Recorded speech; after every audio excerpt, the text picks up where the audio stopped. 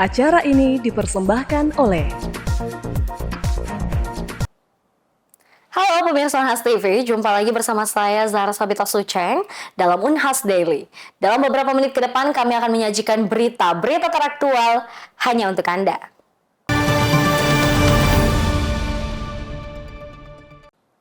Pemirsa, Fakultas Ilmu Kelautan dan Perikanan Universitas Hasanuddin menggelar puncak perayaan Disnatalis ke-29 yang mengusung tema Inovasi Biru Kelautan dan Perikanan untuk Masa Depan yang Tangguh. Perayaan ini menjadi momentum transformasi menuju fakultas bertaraf internasional. Mengangkat harkat dan martabat keluarga masyarakat dan bangsa kami. Puncak Disnatalis ke-29 Fakultas Ilmu Kelautan dan Perikanan Universitas Hasanuddin berlangsung di lantai 2 gedung FIKP Unhas Rabu 31 Januari 2025. Rektor Universitas Hasanuddin yang juga guru besar ilmu kelautan, Profesor Dr. Insinyur Jamaluddin Jompa MSc hadir dalam perayaan ini. Menurut Profesor Jamaluddin Jompa, Fakultas Ilmu Kelautan dan Perikanan terus menunjukkan prestasi di berbagai indikator akademik. Ia pun berharap FIKP Unhas dapat menjadi contoh bagi fakultas lain dalam pengembangan bidang kemaritiman. FIKP tentu adalah salah satu fakultas yang sangat produktif dalam berbagai indikator, sehingga pada hari ini saya pun meminta sebagai keluarga besar FIKP yang juga mantan dekan FIKP, saya minta FIKP untuk terus berada di papan atas dalam konteks berbagai indikator baik yang diminta oleh Universitas Unhas dalam hal ini maupun indeks-indeks global lainnya. Kami juga mensupport berbagai upaya yang dilakukan oleh Pak Dekan dan tentu didukung oleh Senat di dalam berbagai program-program strategis lainnya yang sudah berkembang saat ini, termasuk banyak sekali program-program kerjasama dan konsorsium internasional. Sementara itu, Ketua Panitia Disnatalis ke-29 FIKP Andi Hairul SKL MSI menekankan pentingnya inovasi dalam dunia kelautan dan perikanan. Ia berharap perayaan ini dapat memotivasi para dosen dan mahasiswa untuk terus berinovasi demi memperkuat daya saing FIKP di tingkat global. Di momen ini juga kita memberikan penghargaan kepada tenaga kependidikan dan dosen yang sudah purna bakti selama tahun 2024. Dan kita juga memberikan penghargaan bagi tenaga kependidikan dan dosen yang berprestasi. Dekan FIKP Profesor Safruddin SPI MP PhD yang mendampingi Rektor dan Ketua Senat FIKP menegaskan jika momen Disnatalis ke-29 ini menjadi refleksi atas transformasi yang telah dicapai oleh fakultas. Ia optimis bahwa FIKP Unhas mampu menjadi world class faculty dengan berbagai target besar yang telah dicanangkan. Disnatalis ke-29 ini adalah momentum bagi kami untuk berbenah. Di acara tadi kami sudah tunjukkan berbagai prestasi yang kami dapat di 2024. Kalau misalnya merujuk pada indikator kinerja kontrak kerja dekan dengan rektor, kami di tahun 2024 ini berada di urutan keempat di antara beberapa fakultas yang ada di Universitas Hasanuddin. Dan kami juga sudah punya kolaborasi untuk tahun 2025, bukan hanya kolaborasi internasional untuk mensukseskan ekonomi biru Indonesia, tetapi kami juga punya kolaborasi internasional. Kami yakin dan percaya bahwa ke depan FIKP Unhas bukan hanya berharap dari anggaran yang ada dari Unhas, tetapi sudah mulai kelihatan bahwa anggaran untuk memajukan FIKP juga berasal dari kolaborasi yang kami lakukan baik secara nasional maupun internasional. Prof. Safruddin menambahkan perayaan Disnatalis ke-29 FIKP Unhas tidak hanya menjadi ajang refleksi, tetapi juga dorongan bagi seluruh sivitas akademika untuk terus berinovasi dan berkontribusi dalam pengembangan sektor kelautan dan perikanan Indonesia. FIKP Unhas juga berkomitmen untuk semakin unggul dan berdaya saing di tingkat nasional maupun internasional dengan semangat kebersamaan. Andi Putri Najwa, Andi Muhammad Syafrizal, Unhas TV. Pemirsa, Universitas Hasanuddin Makassar bekerja sama dengan Atase Pendidikan Kedutaan Besar Prancis menggelar sosialisasi beasiswa LPDP France di ruang Senat lantai 2 Rektorat. Ratusan dosen baru Unhas diharapkan mampu bersaing untuk meningkatkan kualitas Unhas menuju World Class University. Ratusan dosen muda dan mahasiswa Universitas Hasanuddin Makassar mengikuti sosialisasi beasiswa kolaborasi Lembaga Pengelola Dana Pendidikan atau LPDP France di ruang Senat lantai 2 Rektorat Jumat 31 Januari 2025. Sosialisasi beasiswa ini atas inisiatif kerjasama antara Universitas Hasanuddin dengan Atase Pendidikan Kedutaan Besar Prancis. Salah satu program beasiswa LPDP France kali ini adalah beasiswa Panling Prioritas LPDP France Master dan Non-Prioritas 2025. Ini merupakan program beasiswa yang memberikan kesempatan kepada pendaftar untuk mendaftar pada 2 program sekaligus. Beasiswa ini juga dikenal dengan sebutan Beasiswa Prioritas LPDP France Master 2025, yakni program beasiswa dengan pendanaan bersama yang diwujudkan melalui kemitraan antara LPDP dengan pemerintah Prancis. Menariknya, salah satu persyaratan beasiswa ini tidak lagi hanya membutuhkan sertifikat bahasa Prancis, namun juga boleh dengan sertifikat bahasa Inggris.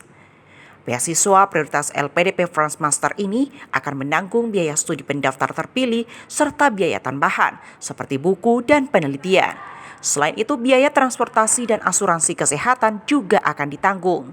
Dalam pemaparan Kedutaan Besar Prancis di Indonesia, Antoine Bricaut menyebut jika belum ada kuota resmi untuk Indonesia, namun pendaftaran untuk beasiswa ini telah berlangsung sejak 17 Januari dan akan ditutup pada 17 Februari 2025 mendatang. Selain itu, juga dipaparkan bidang studi yang tersedia pada program tahun ajaran 2025-2026. Di antaranya yakni keanekaragaman hayati, ekonomi biru, ekonomi hijau, hingga industri kreatif. There is no quota per university. The quota for LPDP is 100% scholarship available, and it depends of the application from UNAS. If there is many UNAS application, you will have many scholarship. So the students go for it, and you will have scholarship. The requisites are from LPDP, so you need to prove your ELTS records. I think it's 6. Wakil Rektor Bidang Kemitraan Inovasi Keusahaan dan Bisnis Unhas, Profesor Dr. Engineering Adi Maulana STMPil menyatakan jika sosialisasi ini sebagai upaya meningkatkan kualitas Unhas menuju World Class University. Terlebih setelah penambahan dosen baru yang mencapai lebih 300 orang. Kita punya dosen baru ini 300. Mereka itu sebenarnya sudah menandatangani kontrak dengan Rektor Unhas untuk apa? Untuk segera mempersiapkan diri melanjutkan studi S3 di luar negeri. Nah, jadi ini adalah salah satu usaha dari kami, dari pimpinan untuk kemudian mengundang pemberi beasiswa untuk datang ke Unhas. 2 minggu yang lalu kita mengundang dari New Zealand, kemudian dari Australia, kemudian dari Jepang dan sebagainya. Nah, sekarang ini pada hari ini kita mengundang juga dari Prancis.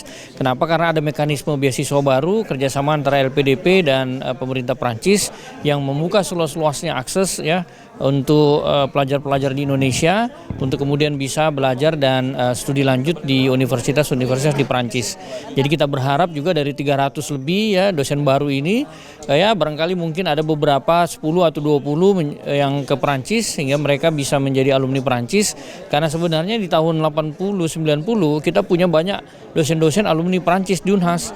Profesor Adi Maulana menambahkan, kerjasama beasiswa telah dilakukan dengan sejumlah negara lain seperti New Zealand, Jepang, dan juga China.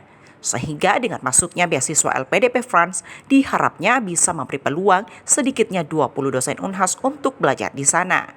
Terlebih, Prancis dinilainya sebagai salah satu negara dengan pengetahuan dan teknologi yang maju. Zulkarnain, Zahra Sabita Suceng, Unhas TV. Pemirsa, ada satu tempat nongkrong di pintu 0 kampus Universitas Hasanuddin Makassar yang mencuri perhatian. Hadir dengan konsep unik dan kuliner dari 2 negara, kafe ini menjadi tempat nongkrong dan belajar yang cozy bagi mahasiswa. Berikut liputan reporter Rahmatia dan juru kamera Muhammad Syaiful untuk Anda.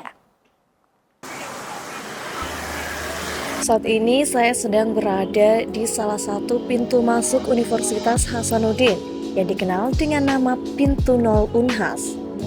Inilah suasana Pintu 0 Unhas di malam hari. Sangat ramai ya pemirsa, banyak tempat makan, banyak tempat nongkrong, karena ini juga berada di sekitar Danau Unhas, dan tentunya ada sejumlah kafe di Pintu 0 ini.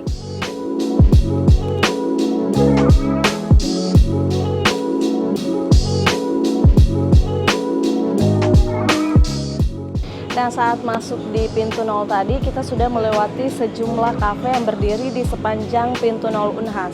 Tapi ada salah satu kafe yang menarik perhatian nih, karena kafe ini menyajikan menu ala negeri jiran, yakni Cafe Inspirasi. Penasaran sama Cafe Inspirasi? Yuk kita langsung masuk ke dalam. Meski baru beroperasi selama 6 bulan, Cafe Inspirasi telah menjadi langganan reservasi untuk berbagai bazar mahasiswa. Selain tempatnya yang nyaman, kafe ini juga memiliki area parkir luas.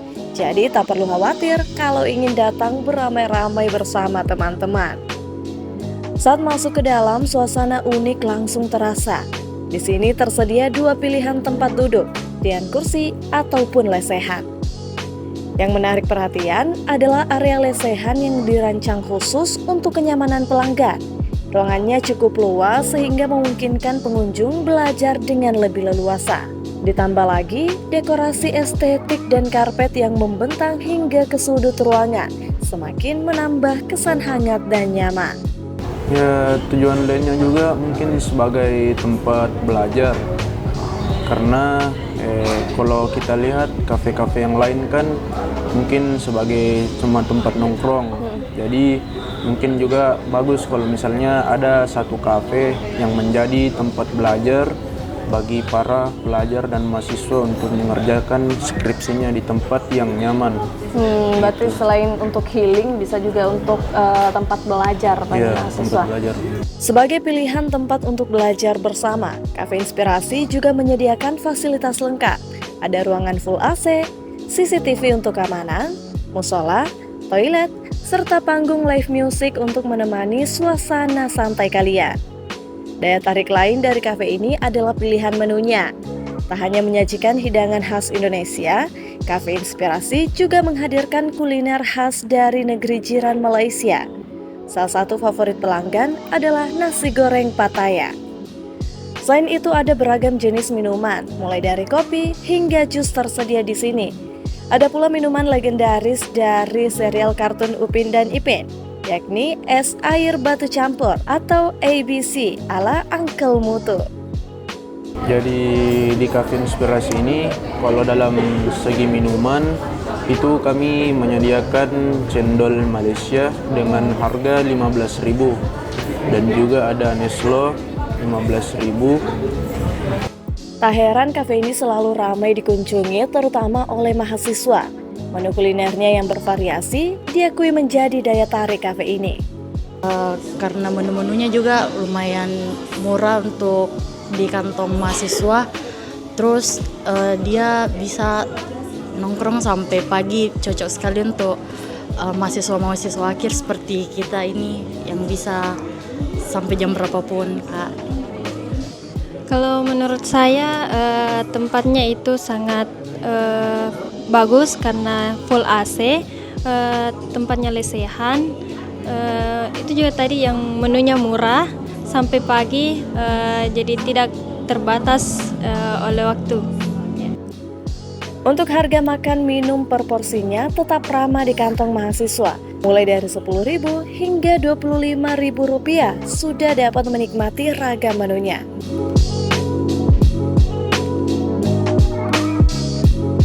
Nah, asik banget tadi kita udah coba dan rasakan suasana nongkrong di Cafe Inspirasi. Buat kalian para mahasiswa dan juga kalian-kalian yang suka nongkrong, yuk segera berkunjung di Cafe Inspirasi dan rasakan suasana sensasi nongkrong di Cafe Inspirasi. Rahmat Tia, Muhammad Syaiful, Unhas TV. Air tanah merupakan sumber daya yang sangat dibutuhkan manusia. Berkaitan dengan hal tersebut, peneliti Fakultas Teknik Geologi Unpad teliti inovasi teknologi sumber daya air tanah berkaitan dengan wisata dan ekosistem. Peneliti Fakultas Teknik Geologi Universitas Padjadjaran, Dr. Muhammad Sapari Dwi Hadian MT, teliti inovasi teknologi dalam sumber daya air tanah yang dapat memperkuat daya tarik wisata sekaligus melestarikan ekosistem. Penelitiannya ini didesimasikan dalam program Hard Talk Air tanah merupakan sumber daya yang sangat dibutuhkan manusia. Perkembangan dan kemajuan teknologi menjadikan tantangan dalam kelestarian sumber daya alam. Padahal sumber daya air tanah ini dapat bermanfaat dalam memperkuat daya tarik pariwisata dan ekosistem. Satu di antaranya kita berkaitan dengan isotop, Bu. Jadi isotop stable itu ada unsurnya itu adalah ada hidrogen, ada oksigen dan karbon satu di antaranya. Nah, hal ini adalah untuk memonitoring dari mulai curah hujan, mata air, air permukaan sampai ke laut misalnya seperti itu, sehingga kita bisa melihat evolusi air tanah yang ada di bumi itu bisa kita lihat dari mulai gunung sampai ke pantai. Nah, terus kemudian berkaitan dengan konservasi yang ada di khususnya di gunung api. Jadi ada beberapa penelitian yang sudah kita lakukan adalah melihat perjalanan air dari mulai curah hujan, kemudian jatuh ke hulu gunung sampai ke hilirnya, sehingga kita bisa melihat perjalanan air seperti apa, dan itu manfaatnya itu banyak sekali kita gunakan. Jadi satu di antaranya adalah untuk kebutuhan industri, kemudian untuk pariwisata, untuk perencanaan, dan seterusnya. Jadi banyak hal yang itu bisa kita manfaatkan untuk kegiatan tersebut. Dengan bantuan teknologi, identitas, kualitas, dan potensi air dapat digunakan secara bijak ke depannya. Dirinya menyebut sebagai implementasi pembangunan berkelanjutan, air dihindarkan dari kontaminasi dengan melakukan monitoring, serta dilakukan konservasi untuk kebutuhan pariwisata. Kita menghindari kontaminasi dan bisa monitoring sejauh mana kontaminasi yang berkembang di kawasan-kawasan yang hasil dari produk-produk industri. Nah, terus kemudian untuk konservasi, saya ambil contoh misalnya di Pangandaran adalah bagaimana memanfaatkan air yang ada untuk kebutuhan pariwisata dengan skala nasional seperti itu. Saksikan bincang lengkap mengenai inovasi teknologi dalam sumber daya air tanah dalam program Hortalk. Dari Jatinangor, Sumedang, Tim Liputan Divi4 TV melaporkan untuk Unhas TV. Baik pemirsa, berita tadi sekaligus menutup perjumpaan kita hari ini. Jangan lupa untuk terus saksikan Unhas Daily hanya di Unhas TV. Saya Sarah Sabita Suceng beserta seluruh kru yang bertugas. Pamit undur diri dan sampai jumpa.